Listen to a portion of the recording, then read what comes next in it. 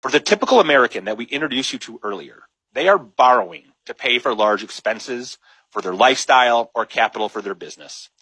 We call these people debtors. They work to spend, and since they don't have capital working for them, they can't save. Now, when expenses come up, they borrow that money and slowly repay the loan using future income. They always pay interest. The cycle of continued borrowing and repaying continues, but they are always working just to get back to zero. The debtors have obligated the majority of their future paychecks to somebody else.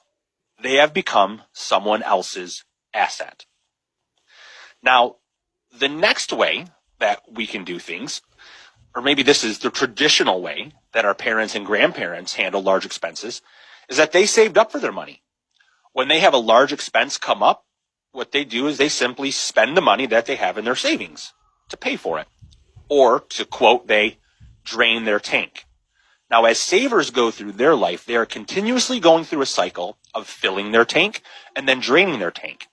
Every time they have a big expense, their tank is drained and they return back to zero. In this comparison, they are no better off than the debtor. They still wind up at zero. Each time they drain their tank, they kill their power of compounding and they have to start over. But not only do they kill their power of compounding, what they're actually doing is they're transferring their wealth to somebody else. But even worse, they are transferring the future compounding potential of that wealth to somebody else as well. Think of the lost opportunity cost. I'll show you the math on that in a bit. Now, the third way of spending and saving is to be a wealth creator. These are people who save as much of their money as possible. And then, when they need to make a large purchase, they access capital by collateralizing their wealth. The key is to borrow against an appreciating asset, thus never interrupting compound interest.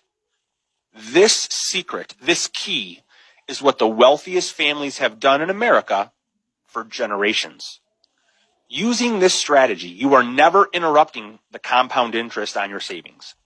And not only are you recapturing all of the principal of a purchase by paying it back to yourself, you're also leveraging the incredible power of OPM, other people's money, and you're leveraging other people's money at effectively no cost.